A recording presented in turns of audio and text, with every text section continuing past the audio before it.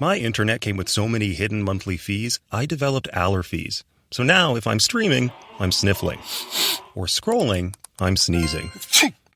Don't get fees. Get Frontier and get no hidden monthly fees on our super fast 500 meg internet for just $59.99 a month plus taxes and government charges. At first I thought it was pollen.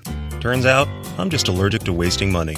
Frontier. Don't go it alone. Go to Frontier.com for complete offer details. Services subject to availability and all applicable terms and conditions. Get a great start to your new year with these great deals from Stater Brothers Markets. Bacon lovers, head on over to our meat counter for fresh Cruise thick sliced bacon at just $3.99 a pound. And while you're there, pick up fresh USDA choice beef loin top sirloin steak, also just $3.99 a pound. And you won't want to miss this deal on fresh eggs. All Stater Brothers and Full Circle Market eggs, 12 to 18 count, are buy two, get one free of equal or lesser value. Stater Brothers Markets. Quality and value you can count on.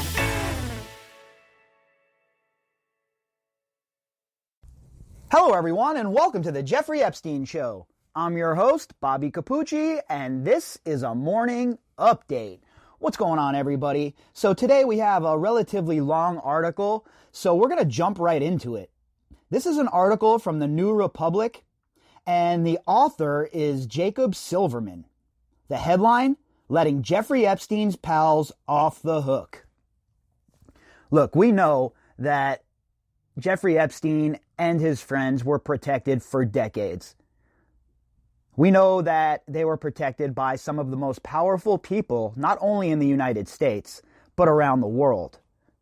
And we also know that it is an absolute travesty that none of these people have been put in bracelets and perp walked yet. It looks like the New Republic feels the same way. So let's check out what they have to say. This we know. On August 10th, 2019, Jeffrey Epstein, a prolific pedophile and the most high-profile prisoner in America, died early in the morning in his prison cell at the Metropolitan Correctional Center in downtown Manhattan.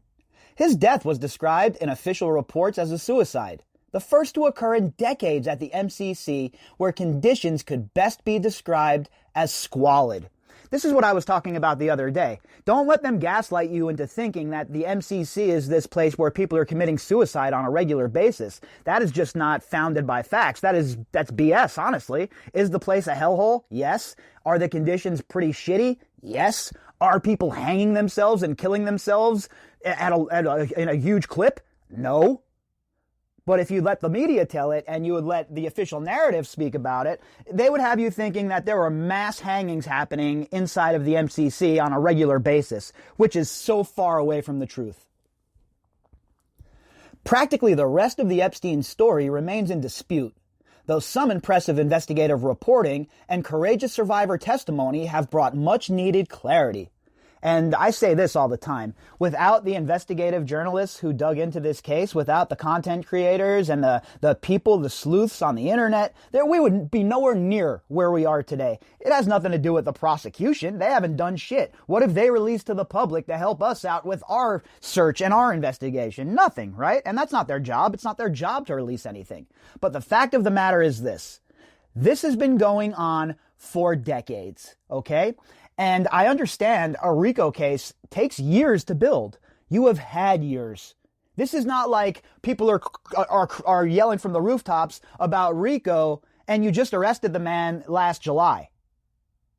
Then I can understand, all right, the gears of justice are grinding. We understand how it works, blah, blah, blah. But no, this is decades old. So you're not going to be able to use that excuse, oh, we're still building our case. That's BS. The case is already built. What we see here is a lack of motivation.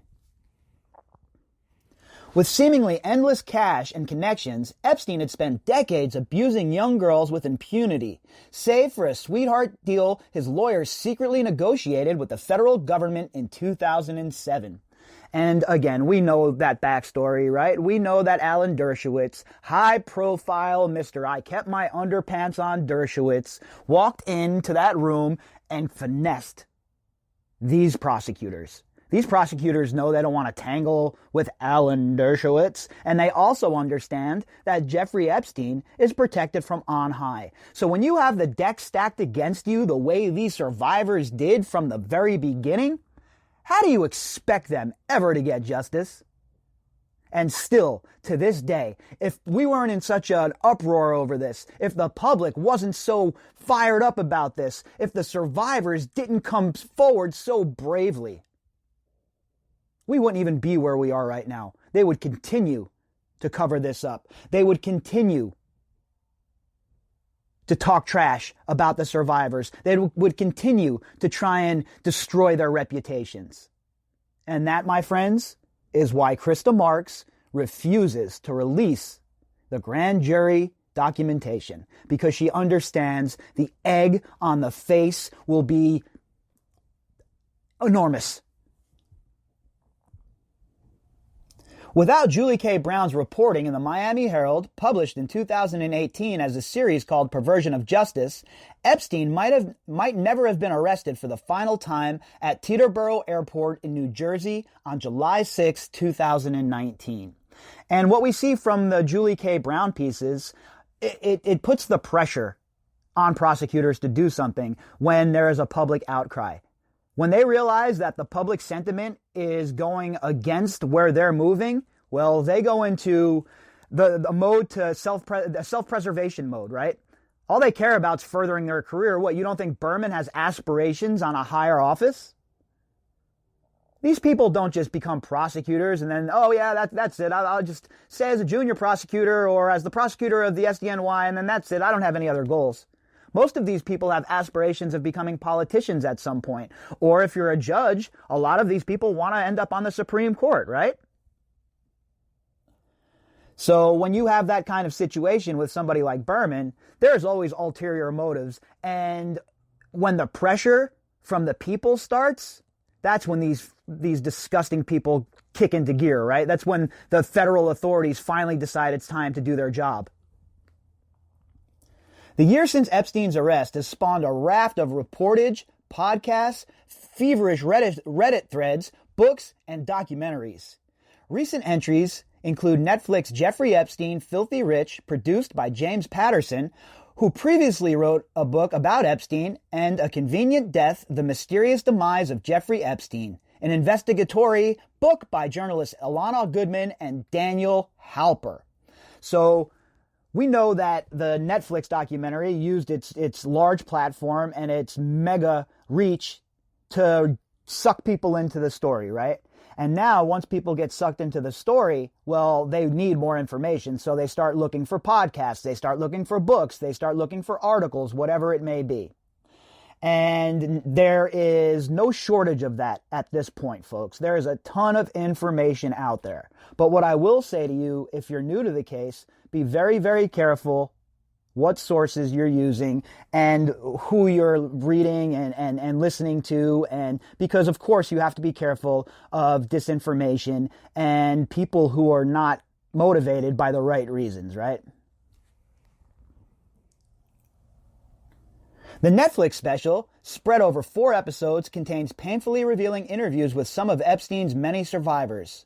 But there's an obvious conflict of interest at the heart of the project.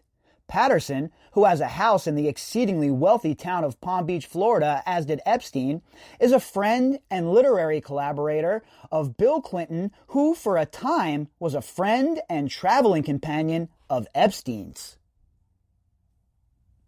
In a 2-year period, Clinton flew on Epstein's jet 26 times.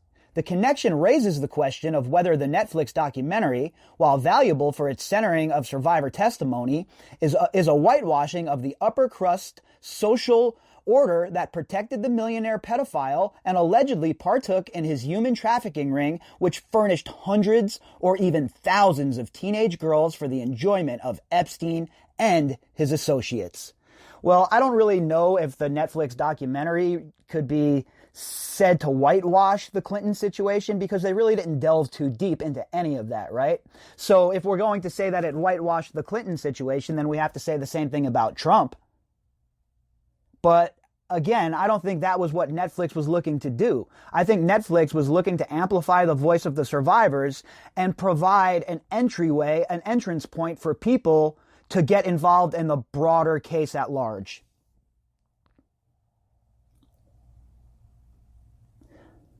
With a few exceptions, A Convenient Death is about as up to the moment as the sluggish book publishing industry might allow. A product of two conservative journalists, it's not shy about indicting the liberal media's complicity when it comes to burnishing the Epstein myth. He's a demon now, but for years publications like New York Magazine reported on Epstein as a mysterious financial savant. And there's no doubt about that, right? The media certainly portrayed Epstein as this incredible financier, this man of mystery, this almost Gatsby-like figure.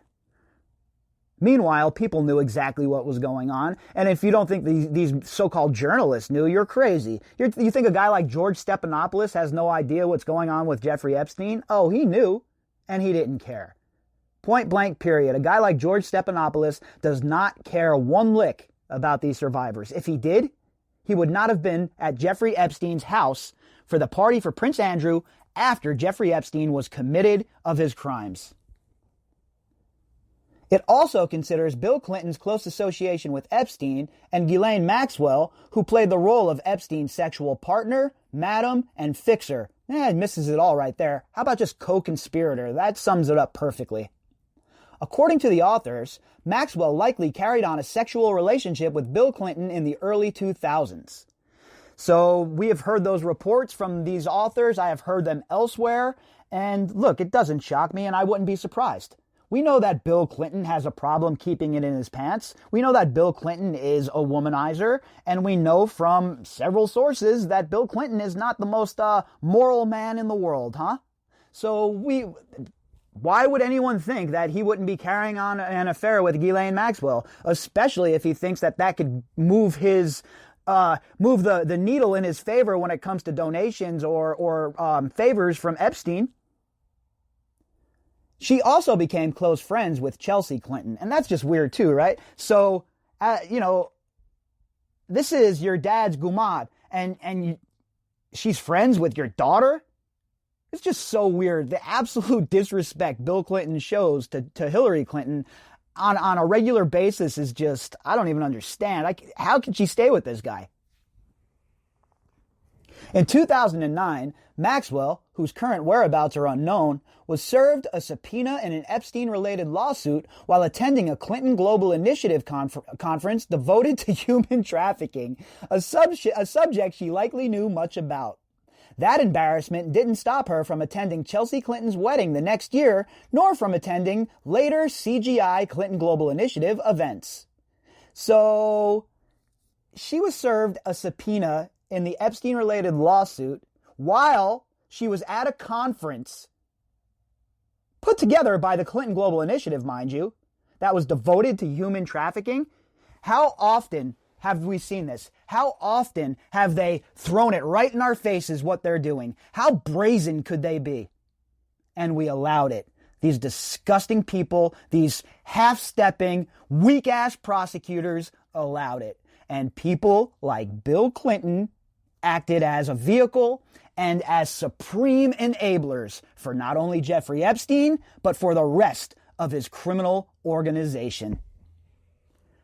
Still, despite casting an accusing glance at Clinton, A Convenient Death fails to consider the full scope of Epstein's crimes and his alleged accomplices, some of whom are mentioned only in passing in the Netflix special. Again, there's a reason for that, right? In my opinion, with the 4 hours that was slotted to them, they can only tell so much of the story. So they chose to amplify the survivor's voice and to give you a little bit of a jump-off point.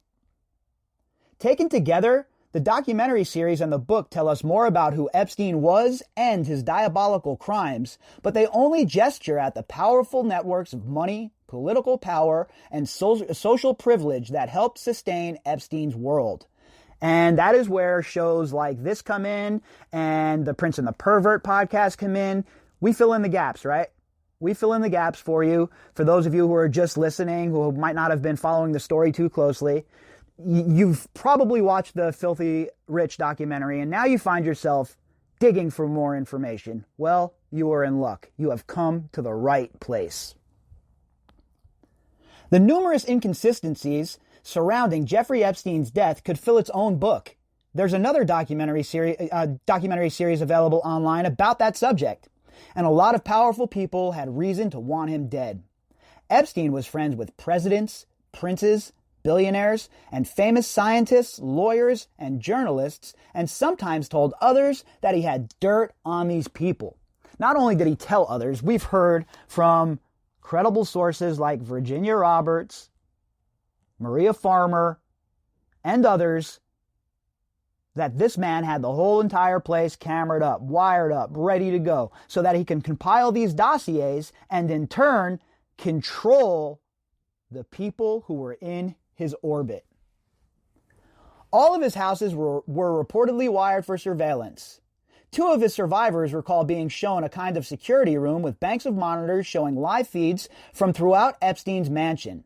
And if you've ever been into a surveillance room in a business, you know what it looks like, right? You have all of the TVs everywhere, you have the switchboard, and then you have the little area where you can sit and monitor what's going on throughout the whole entire area that's wired up.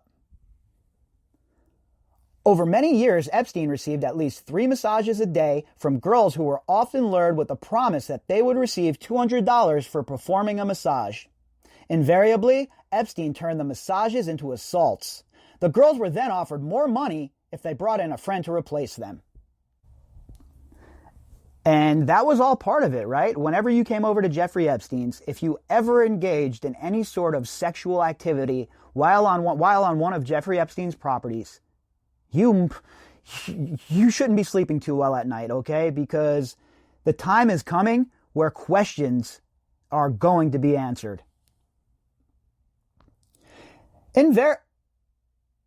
Friends recount being toured through rooms and having cameras pointed out to them. This was a blackmail scheme, says Virginia Roberts, one of Epstein's survivors in Filthy Rich. And there's no doubt, from all of the evidence that's been compiled, from everything that we've seen, everything that we've heard, everything that has just been put out there, this is so much more than just a trafficking ring. So much more than that. This man, he wasn't trafficking to make money. He didn't need to traffic people to make money. The whole reason, besides his own disgusting proclivities, was this was a vehicle for them to compile dossiers and to grab information on powerful people who were within Epstein's orbit. And once he had them under his thumb, once he had them on tape with underage girls, well, there was no limit to the extortion. Because guess what, folks? You can survive an affair. You can survive even stealing, perhaps. But you will never, ever be able to survive a scandal that involves children. Where the blackmail material is now is one of the many unknowns of the Epstein case. Though the FBI is reported to have recovered nude photographs, many of them underage girls and some possibly of male Epstein associates when it raided Epstein's Manhattan home. We've heard that as well. We've heard that there are a treasure trove of pictures and DVDs, etc., etc. But yet we've heard nothing about them. We've seen nothing. There's not even been a leak. Nothing like that at all. There's some crude psychologizing in a convenient death. To say that Epstein had contempt for women, as one friend suggests, citing Epstein's high school nebbishness, seems obvious enough. The authors speculate that Epstein might have been gay. He had a rumored relationship with the retail magnate Les Wexner in the 1980s, and some in Wexner's circle called Epstein the boyfriend. During one deposition, which appears in the documentary, Epstein was asked if he was bisexual. He balked at the question. And there's definitely been a lot of rumors, right? Tons of rumors that Les Wexner and Jeffrey Epstein might have had a little thing going on. And I can't confirm those rumors one way or the other. I'm not too sure. I haven't seen it, in writing. But I will say that credible sources have said that this is the case. So you could do with that what you will. But it would explain a little bit more if Wexner was, say, infatuated with Epstein, perhaps, of why he would give him that power of attorney. But again, just speculation on my part. I have no inside information about the sexuality of either man. I'm not, I didn't know them personally. But there certainly are persistent rumors that lean that way. The founder and former chairman of L Brands, which includes stores like The Limited and Victoria's Secret, Wexner was Epstein's longtime friend and key enabler. A serial liar and cunning manipulator, Epstein sometimes approached women claiming to be a talent scout for Victoria's Secret. We know that he definitely used that as a way to bring girls into his orbit, as the carrot to dangle in front of them, and we know that there's zero chance Wexner had no idea what was going on. Wexner was in complete control of this company for over 60 years. If you think this man was stupid or he didn't have any idea what was occurring, well, you're being very, very naive. Because at the end of the day, there is zero chance that Wexner was not complicit in this. There is zero chance that Wexner does not hold some of the responsibility for what occurred on his New Albany property with Maria. He said he was a money manager for billionaires, but Wexner was his only confirmed client. After meeting Epstein in the mid-1980s, Wexner eventually gave him power of attorney, allowing him full control over Wexner's billions. The source of most of Epstein's own fortune, estimated at nearly $600 million at the time of his death, remains mostly unknown, but much of it appears to have come from Wexner himself, including mansions in Ohio and New York that Wexner essentially gifted to Epstein. And, there's several different paths to go down here, right? When it comes to their relationship, we could talk about it could have been an infatuation type thing, but also it is definitely a spycraft thing. And I think Wexner had a big role to play within this whole entire group. I don't know exactly where he lands, but to think that he had no idea what was going on, to think that he wasn't involved in some capacity, there's just zero chance, in my opinion, that that's the case. According to transaction records, it appears that Epstein also used his position as Wexner's fiduciary to offload huge chunks of Wexner-owned stock while skimming millions for himself. Wexner eventually disavowed Epstein, claiming he stole $46 million from him, a relatively small amount compared to the overall sum Epstein likely earned through the relationship. And does it shock anybody that Epstein was skimming money off the top? The dude basically is a mobster. He operated as if he was a mobster, so he's definitely going to be in on the rake, right? Definitely making sure he gets his fingers, his beak a little bit wet before anybody else. Let me take a few million off the top. Oh, hey. Folks, there is so much money laundering going on here. There are so many financial crimes that occurred on a daily basis with these people, and yet the only two people who were arrested so far are the lowly jailhouse guards who are being made scapegoats. Epstein's associations extended widely, and friends gave liberally both to Epstein charities and his pet causes at Harvard and MIT. Leon Black, the chairman of Apollo Capital, gave Epstein $10 million. Bill Gates, who called Epstein's lifestyle kind of intriguing, allegedly gave the MIT Media Lab $2 million at Epstein's direction. And Leon Black and Bill Gates have both tried to distance themselves from Epstein. Meanwhile, we know the score. We know that Bill Gates and Jeffrey Epstein were homies. And we definitely know that Leon Black and Jeffrey Epstein were homies. And I don't mean in a professional manner. We're talking about personal relationships. These people were very close with each other, and it was not just business, okay? You don't give this kind of money out just because. The list of eminences who dined with Epstein, flew on his plane, went to his island, and stayed at his mansions is an absurd compendium of the rich and powerful. Some have been accused by name of abusing and raping girls procured by Epstein's operation. Nearly all of these people, among the most well-resourced people on the planet, claim innocence and ignorance. And again, folks, it's nice to see in this article them getting called out this way. This is the kind of article that we need more of, where these people are being held to account and nobody's buying their narrative and they're being laid bare. The fact of the matter is, these people are the most well-resourced people on the planet. They have some of the most powerful people around them, and yet they claim ignorance about this situation? Nobody believes you. They simply had no idea that they were associating with perhaps the most prolific sex trafficker of our time. The mysterious flows of money, houses filled with surveillance equipment, walls adorned with photos of underage girls, massage tables in every room, young girls constantly coming and going. Everyone looked the other way. You hear that? Everyone, okay? This is a broad indictment of anybody who enabled Jeffrey Epstein. Anybody who acted as a conduit for him to be involved with so-called polite society. This is a black eye to all of you. Law enforcement has its own failures to account for here. Someone tipped off Epstein when his Palm Beach mansion was going to be raided by police, and computer hard drives subsequently disappeared. So you mean to tell me the federal government can find a terrorist in a cave in Tora Bora and drop a cruise missile from 80,000 feet in the air, or whatever kind of missile from 80,000 feet in the air, and hit their target within an inch? But these people, the feds, have no idea where the hard drives subsequently disappeared to?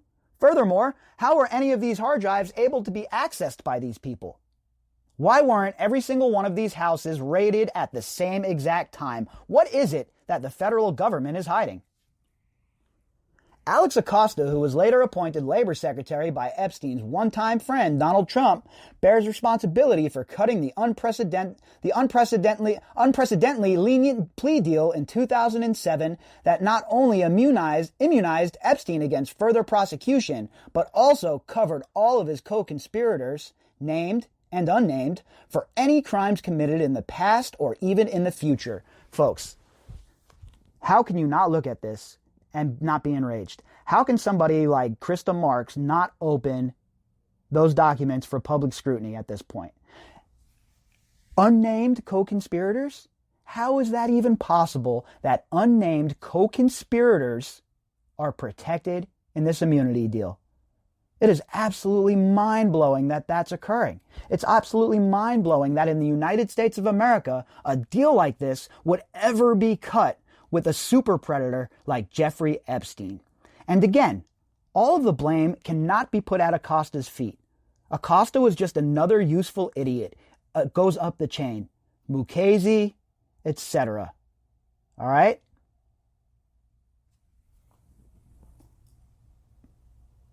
It was a stunning giveaway, one that broke the hearts of survivors and their advocates.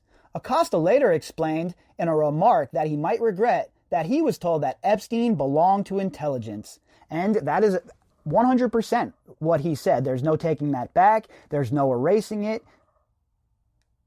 Acosta himself came out and said that Epstein belonged to intelligence, and that was why the plea deal was what it was. Put an underline under that, because that's the statement of the year. That right there tells you everything you need to know. That brings us to the ultimate question hovering over the Epstein saga, one that's difficult to address because it bleeds so easily into the conspiratorial. What was it all for? And I think it's easy to say, oh, it bleeds into into conspiracy theories because it's so crazy. It's so crazy that it defies reality almost that this occurred. So, of course, people are going to think right away, well, come on, this is crazy. This has to be a conspiracy. But when you really dig, when you really get going, and you start to shake the trees and kick the bushes, what you find is a story that, while it defies reality, is telling of where we are as a society and where the people who are in control of our society have taken us. Victim testimony describes the Epstein trafficking network as being much more than a vehicle for one man's perverse sexual enjoyment. Many others partook. The stench of blackmail hangs over the whole enterprise. Alex Acosta seemed to believe that Epstein, who had foreign passports under different names and was friends with former Israeli Prime Minister Ehud Barak, worked for an intelligence agency. We all think that now. Anyone who has been digging into this case, it's pretty much a confirmed fact at this point that Epstein was connected to intelligence, and so was Ghislaine Maxwell. Ghislaine Maxwell's father, Robert Maxwell, was widely believed to be an Israeli spy. Even Epstein's first job as a teacher at the prestigious Dalton School, which allowed him to make the connections to transition into banking, was facilitated by Donald Barr, a former Office of Strategic Services officer and father of current Attorney General William Barr. Boy, the ties that bind, huh? I think it's pretty clear how I feel about William Barr at this point, but, how many coincidences are they going to want us to swallow down?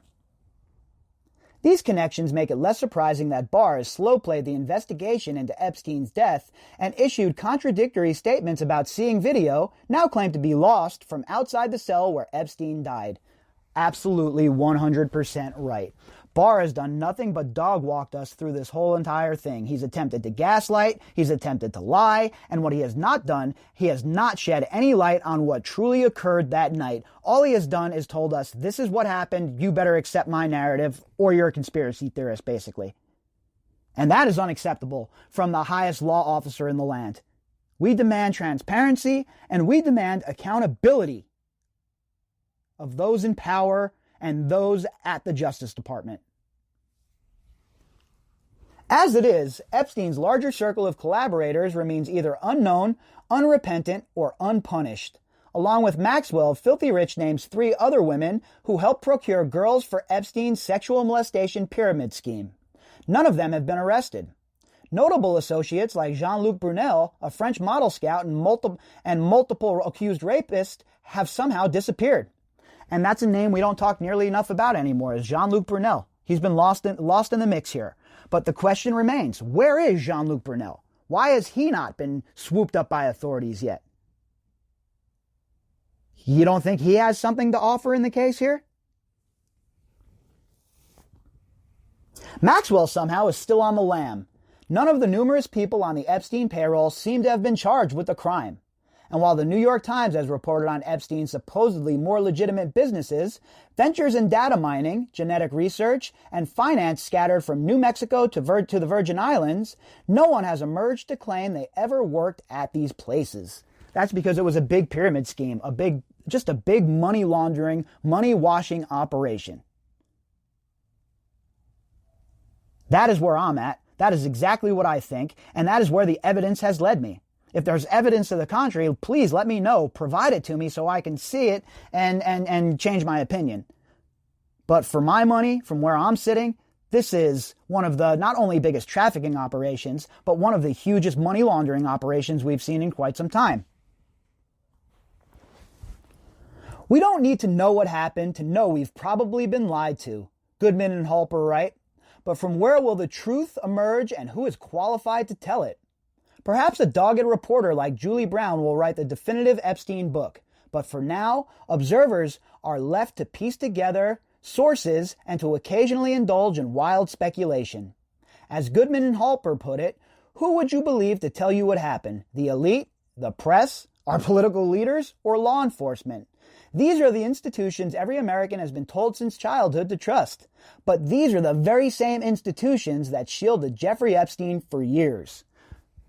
Folks, that just explains in a nutshell what I'm doing here on this podcast. I was tired of being lied to, I was tired of being deceived, and I was tired of not getting the truth.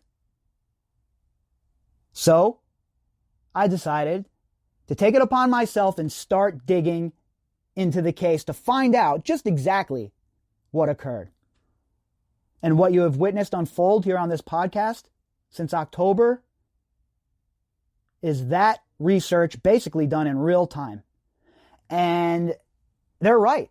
None of these institutions can be trusted. From the federal government down to the local municipalities, none of these people have our best interest at heart. All they care about is the consolidation of power. And that is where we are. And not only in the United States, but around the world, folks. We are in a very, very, very wild time to be alive. And the upheaval, in my opinion, is just starting. And when people start to really understand what's going on behind the scenes, behind the curtain, well, I don't think they'll be looting and rioting in cities and destroying stores. I think they'll be heading to banks and they'll be heading to the Capitol buildings, because once the curtain is drawn back and everything is laid bare for the people to see, they're going to be disgusted by what has been going on at the very top of the pyramid scheme for basically since the beginning. They're right. The Epstein story in many ways is representative of the larger institutional rot that afflicts our politics. It's about different rules for the rich, governmental incompetence, and outright corruption. It's about decadent elites operating an enormous criminal enterprise with impunity, trading money, bodies, and influence at will, with no concern for who they hurt.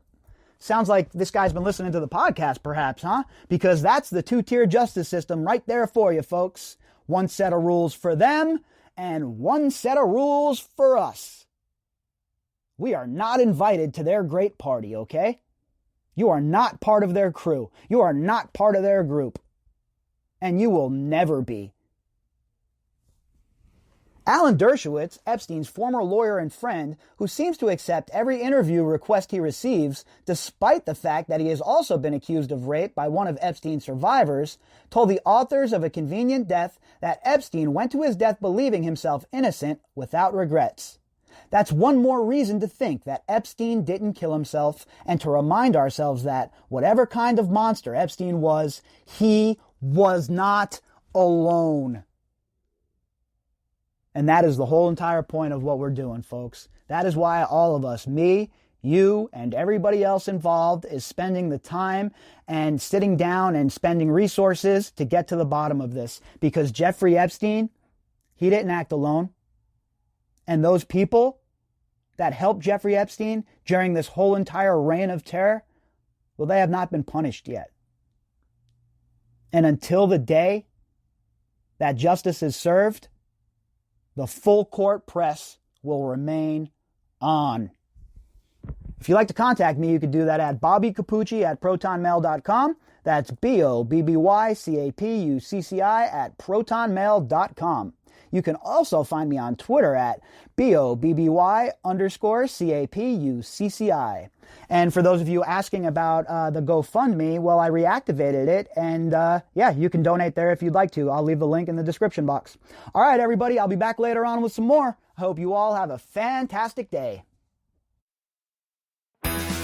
Get a great start to your new year with these great deals from Stater Brothers Markets. Bacon lovers, head on over to our meat counter for fresh Cruise thick sliced bacon at just $3.99 a pound. And while you're there, pick up fresh USDA choice beef loin top sirloin steak, also just $3.99 a pound. And you won't want to miss this deal on fresh eggs. All Stater Brothers and Full Circle Market eggs, 12 to 18 count, are buy two, get one free of equal or lesser value. Stater Brothers Markets. Quality and value you can count on.